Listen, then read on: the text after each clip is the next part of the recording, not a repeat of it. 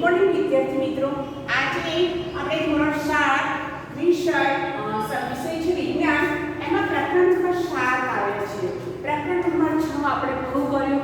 હવે પ્રકરણ નંબર 7 પર જઈએ કે હવામાન, આબોહવા અને આબોહવા સાથે પ્રાણીઓનું અનુકૂલન. તો વિદ્યાર્થી મિત્રો, સૌથી પહેલા આપણે હવામાન વિશે જોઈએ. આપણે જે પ્રકરણ નંબર 7 એનું શીર્ષક આપવામાં આવ્યું છે, તો દરેક વિશે અભ્યાસ કરવાનો છે. તો સૌથી પહેલા છે વિદ્યાર્થી મિત્રો હવામાન. હવે વિદ્યાર્થી મિત્રો, હવામાન એટલે શું એ સમજીએ. પહેલા આપણે થોડી આપણા રોજિંદા જીવનમાં આપણે જે ફેરફારોમાં આપણે જીવીતા હોઈએ છીએ, એ ફેરફારો શું હોય છે એના વિશે જોઈએ.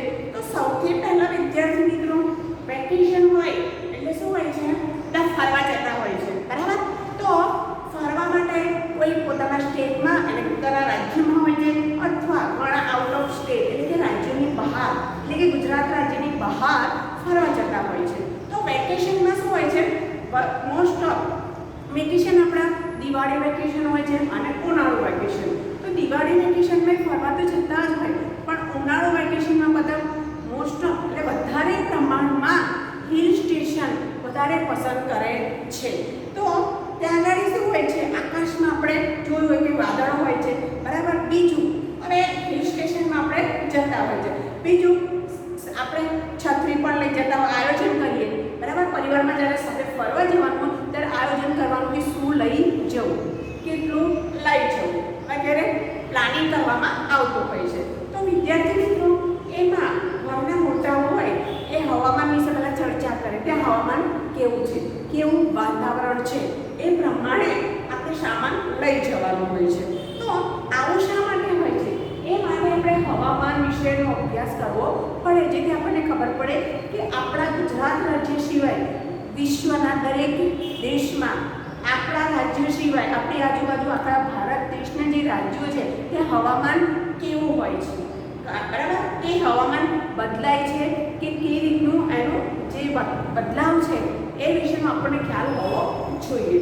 તો આ પછી ઘણીવાર તમે જોયું છે ક્રિકેટમાં બધા જુઓ છો ને મેચમાં, તો કિંગ ક્રોસ કરીને બેટિંગ લે, બોલિંગ લે યા બેટિંગ, પણ ઘણીવાર વરસાદ પડે ને એટલે તરત જ બધાનું શું કહેવાય, બધાનો જે ક્રિકેટ પ્રત્યેનો રસ હોય છે ને એમાં થોડો નિરાશાજનક આવી જતું હોય છે કે વરસાદ પડે એટલે શું થાય છે, મેચમાં ચેન્જીસ કરવા પડતા હોય છે. એ દરેકને ખબર છે. તો એ પ્રમાણે આ પણ રમતોમાં પણ મેદાનમાં રમાતી હોય ત્યારે ખુલ્લા મેદાનમાં હોય તો એ જે હવામાન બદલાય તો એની સાથે રમતમાં પણ બદલાવ લાવવો પડતો હોય છે. હવે એ હવામાન જે છે એમાં આપણે ઘણીવાર ટેલિવિઝન બધા જોતા હશે, જે સમાચાર પત્ર, બરાબર, બધા વાંચ્યો છો, અને એ સિવાય ન્યૂઝપેપર, સમાચાર દૈનિક પત્ર, હવે તો મોબાઈલમાં પણ તમને વેધરની માહિતી એટલે કે હવામાનની માહિતી મળતી હોય છે કે કેટલા ટકા ટેમ્પરેચર છે, ભેજનું પ્રમાણ, બધી જ માહિતી ગૂગલ પર પણ મળતી હોય છે. સર્ચ કરીએ તો બી, અને તમે એપ ડાઉનલોડ કરી હોય તો તમારે પણ ડેઈલી તમને આખા દિવસનું ટેમ્પરેચર સાથે માહિતી મળતી હોય છે. હવે વિદ્યાર્થી મિત્રો, આ હવામાન છે ને એને ઇંગ્લિશમાં વેધર કહેવામાં આવે છે. વેધર એટલે કે હવામાન. તો આ હવામાન વિશે જોઈએ તો આપણે ડેઈલી હવામાન વિશે જોઈએ તો 24 કલાક, દિવસના જે 24 કલાક હોય છે એ 24 કલાકમાં વરસાદ પડ્યો હોય, તાપમાન અને ભેજ, વાતાવરણમાં કેટલો ભેજ છે એની માહિતી દરરોજ મળતી હોય છે. તો આજના દિવસનું જે હવામાનની આગાહી કરવામાં આવે, બરાબર, તો એ વિદ્યાર્થી મિત્રો એમ આપણે ભેજ શબ્દ વાપરીએ. શું વાપરે? ભેજ. તો આ ભેજ એટલે શું? તો હવામાં જે પાણીની વરાળનું જે માપન છે, હવામાં જે પાણી, સમુદ્રનું પાણી વરાળ રૂપે જતું હોય, કોઈ પાણી ગરમ કરતું હોય, પછી જ્યાં બી પાણી સપાટી છે, જે પાણી છે શું થાય છે, વરાળ બનીને વાતાવરણમાં જતી હોય છે, અને હવામાં જે પાણીની વરાળ છે એનું જે માપન છે એને ભેજ કહેવામાં આવે છે, બરાબર. હવામાં, ત્યાં હવામાં પાણીની વરાળના, પાણીની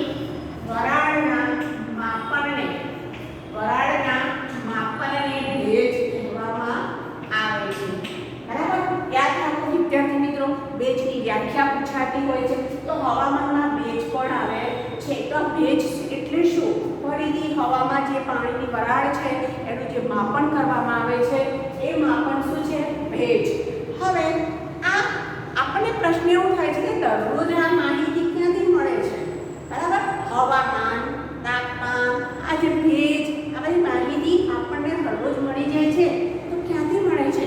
તો આ હવામાનનો જે રિપોર્ટ છે, વિદ્યાર્થી મિત્રો પરીક્ષા પૂછાય છે એ પણ ધ્યાન આપો કે આ હવામાનનો જે રિપોર્ટ છે એ કોણ તૈયાર કરે છે? તો હવામાનનો રિપોર્ટ સરકાર, બરાબર, સરકારનું હવામાન વિભાગ, ગવર્નમેન્ટનું એટલે કે સરકારનું હવામાન વિભાગ એ આ અહેવાલ તૈયાર કરતું હોય છે. બરાબર, તો પરીક્ષામાં પૂછાય તો તમે ધ્યાન રાખો આ હવામાનનો રિપોર્ટ પણ આપે છે ભેજ ને બધો એ સરકારના જે હવામાન ડિપાર્ટમેન્ટ છે, બરાબર, જે વિભાગ છે એ દરરોજ આ રિપોર્ટ તૈયાર કરતું હોય છે અને એ તમને ન્યૂઝપેપરમાં, ટેલિવિઝનમાં અથવા સમાચાર પત્રોમાં અને હવે તો મોબાઈલ ઉપર પણ તમને જોવા મળે છે. તો આ વિભાગ શું કરે છે? એક તો આ રિપોર્ટમાં શું હોય? તો પહેલા તાપમાન હોય. શું હોય છે? તાપમાન. બીજું તાપમાન તો હોય કે તાપમાન કેવું છે એ સિવાય પવનની ઝડપ, બરાબર, પવન ફૂંકાતો હોય એની ઝડપ કેવી છે અને એ પવનની ઝડપ એ બધાના જે આંકડા છે એ તૈયાર કરવામાં આવે છે અને એને હાઇલાઇટ કરવામાં આવે છે ન્યૂઝપેપર, મોબાઈલ્સ પર અને ટેલિવિઝન ઉપર. હવે વિદ્યાર્થી મિત્રો જે રેગ્યુલર ન્યૂઝ જોવે છે ને એને તો ખબર જ હોય છે આખું જ્યારે ન્યૂઝપેપરમાં ન્યૂઝ પૂરા થાય એટલે છેલ્લે હવામાનની જાણકારી એવું છેલ્લો ટોપિક હોય છે અને એમાં આપણું જે ભારત દેશ છે દરેકને ખબર છે ઉત્તરથી દક્ષિણ અને પૂર્વથી પશ્ચિમ એમ આ જે ઉત્તર અને દક્ષિણના જે પૂર્વ પશ્ચિમના 4 સ્ટેટ નક્કી કરેલા છે એનું મહત્તમ અને લઘુત્તમ તાપમાન પણ તમને દર્શાવવામાં આવે છે. જેમ ભારત દેશનું હોય છે એમ આપણું જે ગુજરાત છે વિદ્યાર્થી મિત્રો આ યાદ રાખજો. આ ગુજરાત જે છે ને આ આપણું એ ગુજરાતમાં પણ 4, બરાબર, આપણા ગુજરાત રાજ્યમાં જે 4 દિશાના 4 જિલ્લા છે, બરાબર, ઉત્તર, દક્ષિણ, પૂર્વ, પશ્ચિમ એ રીતે. તો એ 4 જિલ્લાઓમાં પણ આપણને આ માહિતી આપવામાં આવતી હોય છે. ગુજરાતી સમાચાર આવે છે જે 7 વાગે, એમાં દરેકે ધ્યાન આપો, એમાં આપતું હોય. હવે પ્રવૃત્તિ નંબર 7.1 જોઈએ તો એમાં સમાચાર પત્રમાં આપણે છેલ્લું અઠવાડિયું હોય એમાં જોયું હોય હવામાનનો રિપોર્ટ આપેલો હોય છે. હવે સમાચાર પત્ર ના હોય તો આપણે ઘણીવાર શું કરીએ છીએ? આપણે મોબાઈલના તમે એપ્સ ડાઉનલોડ કરશો ને તો તમને વેધર, તાપમાનની તો તમને ડેલી ગૂગલ ઉપર બી સર્ચ મારો તો પણ તમે જોઈ શકો છો.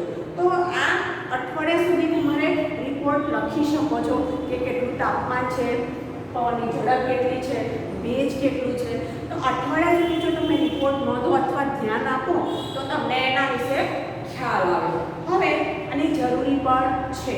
હવે આ હવામાન રિપોર્ટ છે એમાં આપણે જુઓ અહીંયા આપેલું છે કોષ્ટક નંબર 7.1 જુઓ, એમાં અઠવાડિયાના હવામાનની માહિતી આપવામાં આવી છે. એમાં જુઓ તારીખ આપેલી છે, બરાબર. તો આપણને 8મો મહિનો, અત્યારે ઓગસ્ટ મહિનો ચાલે છે તો આપણે ઓગસ્ટ મહિનો, બરાબર, આજે કઈ તારીખ છે વિદ્યાર્થી મિત્રો? 28, બરાબર, ઓગસ્ટ 2021. હવે આપણે આ ઓગસ્ટ મહિનાની આજથી 7 દિવસનું તમારે મહત્તમ ન્યૂનતમ તાપમાન લખવાનું છે, લઘુત્તમ ભેજ લખવાનો છે અને મહત્તમ ભેજ અને વર્ષા. તો વિદ્યાર્થી મિત્રો એમાં તમને સરસ એક હિન્ટ આપી દઉં કે તમારે ન્યૂઝપેપર જોવાના, ન્યૂઝપેપરમાં પણ આપેલું હોય છે. એ સિવાય તમારે સમાચાર જોવાના અથવા ગૂગલ ઉપર તમે ડાઉનલોડ કરશો અથવા સર્ચ મારશો તો તમને ખ્યાલ આવશે. એમાં મહત્તમ તાપમાન આપેલું હોય છે. તો એમાં મહત્તમ એટલે વધારેમાં વધારે અને ન્યૂનતમ એટલે ઓછામાં ઓછું. આપણે આગળ ભણી ગયા કે તાપમાન શેમાં મપાય છે? Degree Celsius. શેમાં મપાય છે? Degree Celsius. તો એ માહિતી લખવાની છે.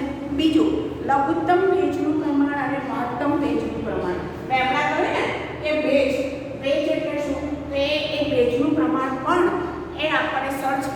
ત્યારે એ પણ આપવામાં આવેલો હોય છે. અને વરસાદનું તો પેપરમાં માહિતી હોય છે કે કેટલા ટકા વરસાદ પડ્યો, કેટલા વરસાદનું ઘટ છે, તમારે વાર્ષિક વરસાદ કેટલા પ્રમાણમાં પડ્યો છે, બરાબર, એ તમને બતાવવામાં આવે છે. ગઈકાલે જ પેપરમાં હતું કે એક પીક બતાવેલું, એમાં ધરું રોપેલા છે અને જે ધરું રોપ્યા હતા ને તો એ ધરું રોપેલા અને આ જે જમીન છે ને એમાં ફાટ પડેલી.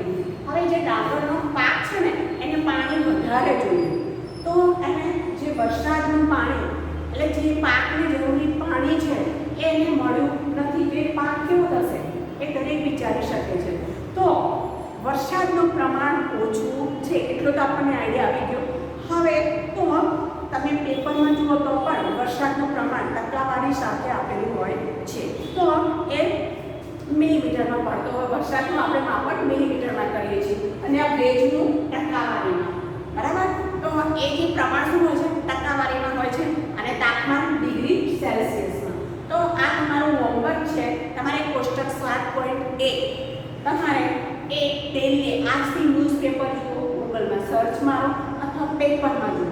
જેને ત્યાં પેપર નથી આવતું, આજુબાજુ ક્યાંક તો આવતું હશે, તો તમારે એ રોજે એની માહિતી આપેલી જ હોય છે અને પેપર વાંચતા શીખો, બરાબર. દરેકે આ આદત કેળવવાની છે.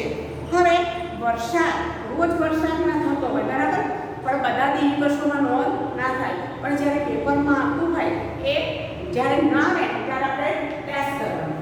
વરસાદ આવ્યો હોય તેની ટકાવારી આપેલી હોય અને ન આવ્યો હોય તો આપણે ટેસ્ટ કરવાનું છે. હવે આ વિદ્યાર્થી મિત્રો બીજું, આ વરસાદનું માપન પરીક્ષામાં પૂછાય છે કે વરસાદનું માપન, તો વર્ષા માપક, બરાબર, યંત્ર આ યાદ રાખો અથવા સાધન. એક વસ્તુ યાદ રાખો, પ્રશ્ન ઉપરથી જ આપણને અડધો જવાબ તો આવડતો હોય, ફક્ત દિમાગ દોડાવવાનું છે, ત્યારે કોપી કરવાની નથી. તો વરસાદ માપવાનું છે. માની લો કે વરસાદ માપવા માટે વર્ષા માપક યંત્ર, શું વર્ષા માપક યંત્ર વાપરવામાં આવે છે. તો ધ્યાન આપો વિદ્યાર્થી મિત્રો. આપણને અને અહીંયા જો ટેમ્પરેચર માટે આપણે ભણી ગયા આગળ શું હોય છે થર્મોમીટર. શું હોય છે થર્મોમીટર. એનાથી આપણે ટેમ્પરેચર માપી શકીએ છીએ. અને વરસાદ માટે વર્ષા માપક, વરસાદ એટલે વર્ષા ઋતુ જે કહીએ છીએ વર્ષા માપક યંત્ર. અત્યારે ભાર એટલા માટે આપી છું કે આગળ હજુ પણ એક બીજું યંત્ર હશે, એનું નામ પણ તમારે યાદ રાખવાનું છે. તો આ વર્ષા માપક યંત્રથી આપણે એ વરસાદનું પાણી માપવાનું છે. વરસાદ આવે છે એ માપી શકાય છે. હવે આપણે જોયું કે 7 દિવસનું મહત્તમ ન્યૂનતમ તાપમાન અને વરસાદનું પ્રમાણ અને ભેજનું પ્રમાણ ઘણીવાર સરખું હોય છે, ઘણીવાર અલગ હોય છે, એક સરખું હોતું નથી. હવે કોઈ 2 દિવસ સરખા હોય છે, કોઈ 2 દિવસ સરખા હોતા પણ નથી. હવે આ તાપમાન, બરાબર, તો એમાં જોઈએ કે જે તાપમાન, ભેજનું પ્રમાણ, વરસાદ, પવનની ઝડપ એ વગેરે કોઈ પણ જે સ્થળ છે એમાં જે વાતાવરણનું રોજની જે માહિતી છે, બરાબર, પરિસ્થિતિ છે, એને એ સ્થળનું હવામાન કહેવામાં આવે છે. તો હવામાનની વ્યાખ્યા પણ તમારે મોઢે કરવાની છે. હવામાન એટલે શું? કોઈ પણ એક સ્થળનું વાતાવરણની જે પરિસ્થિતિ છે, જે નોંધવામાં આવતો છે, એમાં શું હોય છે તાપમાન, ભેજ, વરસાદ, પવનની ઝડપ, આ બધું રોજની જે પરિસ્થિતિ છે એને એ સ્થળનું શું કહેવામાં આવે છે હવામાન. રોજની પરિસ્થિતિ ધ્યાનમાં શબ્દ રાખવાનો છે, એને આપણે હવામાન કહીએ છીએ. હવે બીજું, આ જે હવામાન છે એનું મૂળ તત્વો પૂછાતા હોય. વિદ્યાર્થી મિત્રો ધ્યાન રાખો કે જે હવામાન છે પરીક્ષામાં એના મૂળ તત્વો પૂછાતા હોય છે. તો હવામાનના મૂળ તત્વો કયા છે? તો વિદ્યાર્થી મિત્રો અહીંયા ધ્યાન આપો. હવામાનના મૂળ તત્વો છે તાપમાન, ભેજનું પ્રમાણ,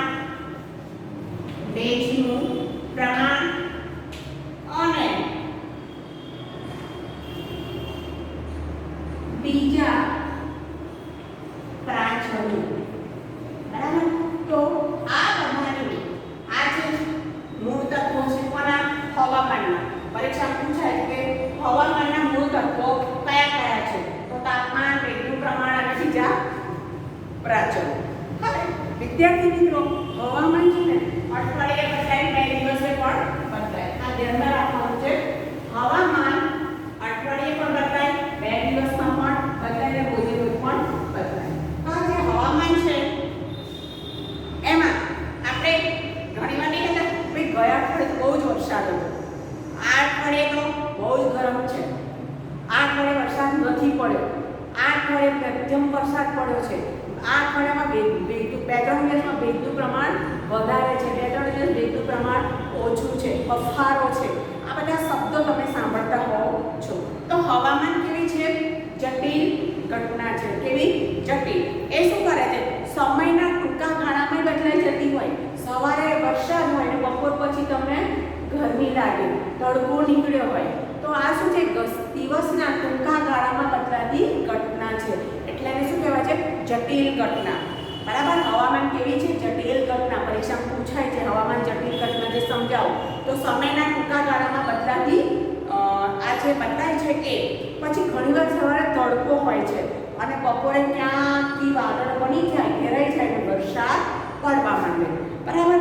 બીજું, વરસાદ શરૂ થાય અથવા વરસાદ ઘડીકમાં પડીને પાછો ગાયબ થઈને પાછો તડકો નીકળી જાય. બરાબર.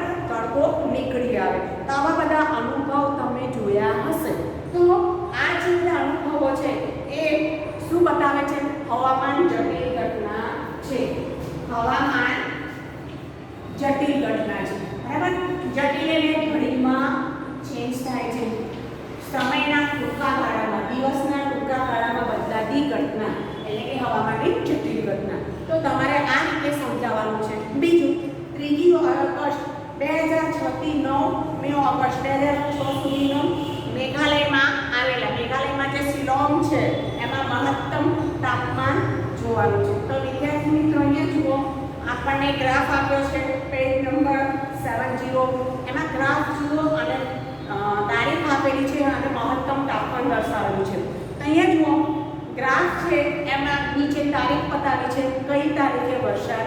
બરાબર. 3, 4, 5, 6, 7, 8, 9 આ 3 થી 9 તારીખ સુધીનો અહેવાલ બતાવેલો છે અને તાપમાન બતાવેલું છે 21, 22, 23, 24, 25, 27 ડિગ્રી સેલ્સિયસ.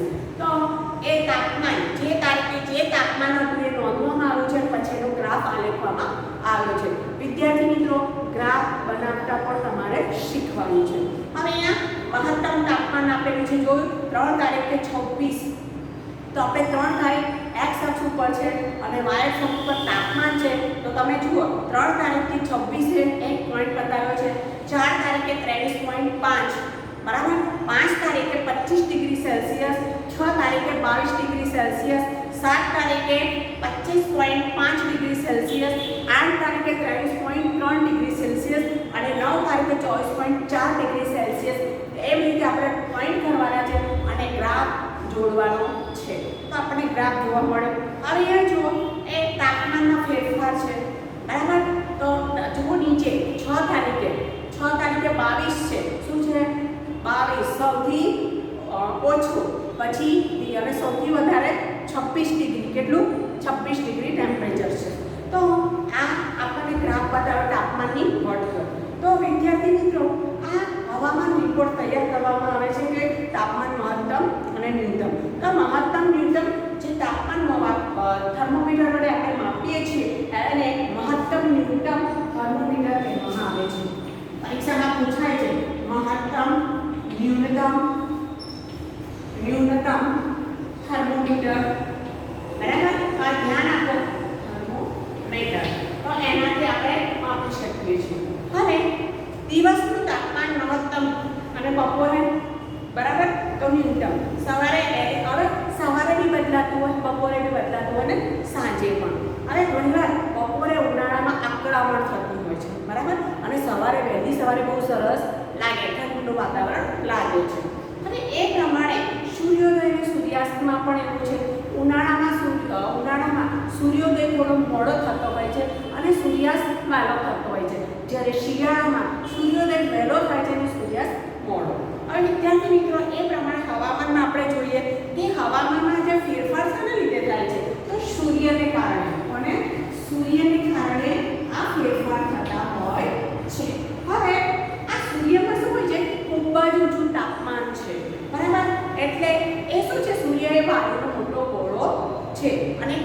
દૂર આવેલો છે, આપણાથી કેટલો છે? ઘણો દૂર, છતાં પણ આપણને ગરમી વધારે લાગે છે ને. તો સૂર્ય એ શું કરે છે? પૃથ્વીને જે ઉર્જા ઉષ્મા સૂર્ય શું કરે છે? પૃથ્વીને શું આપે છે? ઉષ્મા અને ઉર્જા. ઉષ્મા એટલે ગરમી, બરાબર, અને ઉર્જા એટલે આપણે સોલર ઉર્જા અત્યારે સોલર રૂપ વિકસાવવામાં આવ્યું છે. એ ઘણા બધા ગવર્મેન્ટની એલબી આવતી હોય છે, સબસિડી પણ આપવામાં આવે છે. તો જો તમે સોલર રૂપ અપનાવો, બરાબર, તો એનાથી વીજળીની બચત થાય. હવે આ સૂર્ય શું છે? ઉર્જાનો પ્રારંભિક મુખ્ય સ્ત્રોત છે. યાદ રાખો, પ્રારંભિક મુખ્ય સ્ત્રોત. આ પરીક્ષામાં પૂછાય છે, યાદ રાખો. સૂર્ય શું છે? સૂર્ય એ ઉર્જાનો પ્રારંભિક, બરાબર, ઉર્જાનો સ્ત્રોત, મુખ્ય સ્ત્રોત છે. પરીક્ષામાં ખાલી જગ્યામાં પૂછાય, ખરાખોટામાં પણ પૂછી શકે છે. હવે સૂર્ય ઉર્જા શું છે? પૃથ્વીની સપાટી છે, એમાં સમુદ્ર અને વાતાવરણ એના વડે થતું શોષણ અને પરાવર્તન હવામાન નક્કી કરવામાં મહત્વનો ભાગ ભજવે છે. હવે સમુદ્ર કાંઠાના વિસ્તારમાં તમે જોયું હશે કે એ સ્થળનું તાપમાન, બરાબર, અને રણ પ્રદેશ, પહાડી પ્રદેશનું બધું અલગ હોય છે. સમુદ્ર કિનારાનું, રણ પ્રદેશનું અને પહાડી વિસ્તાર, આ ત્રણેયનું હવામાનમાં તફાવત રહેલો છે. હવે વિદ્યાર્થી મિત્રો, એના વિશે થોડું આગળ જોઈએ. હવે આપણે આ હવામાન વિશે જોઈ લીધું, બરાબર. હવે હવામાનમાં એક પોઈન્ટ જોઈએ વિદ્યાર્થી મિત્રો. આ જે હવામાન છે એના વિશે એમાં આપણે જોયું કે હવામાન એ જટિલ ઘટના છે. હવે એ સાથે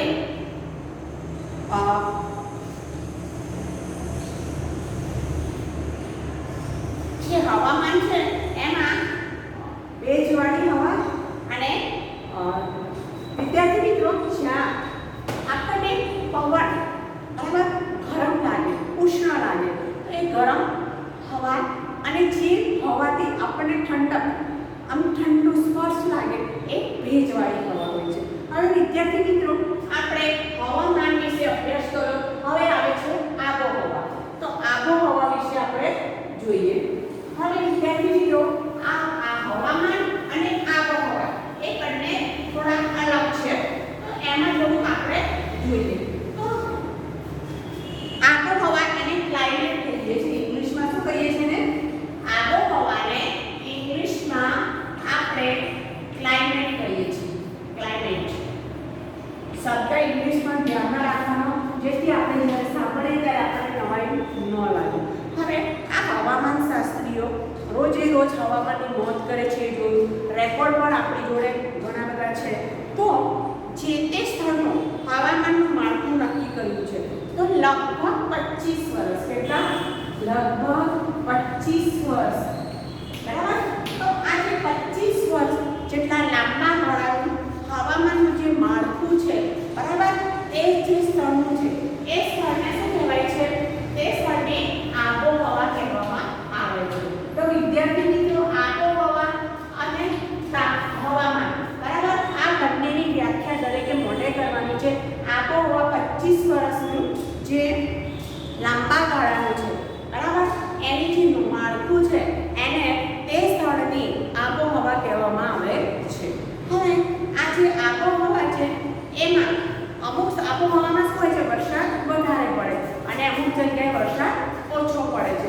તો એ પ્રમાણે આપણે આગળ અભ્યાસ કરીશું. નેક્સ્ટ ટાઈમ દરેક વિદ્યાર્થી મિત્રો 7 દિવસના, બરાબર, ભેજનું પ્રમાણ અને હવામાનની નોંધણી કરી રાખશે.